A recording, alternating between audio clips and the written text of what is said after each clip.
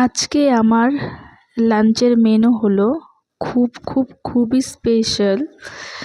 তো এটা হচ্ছে প্রথমে আমের আচার, আর এটা হচ্ছে শুটকি মাছ বাটা।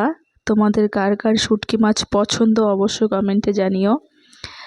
তারপর আছে ঢেঁড়স ভাজা, তারপর আছে এই যে চিকেনের লাল লাল ঝোল উইথ গোটা রসুন, আর এই যে আছে সয়াবিন। আর একটা জিনিস তোমাদেরকে দেখাচ্ছি, দাঁড়াও।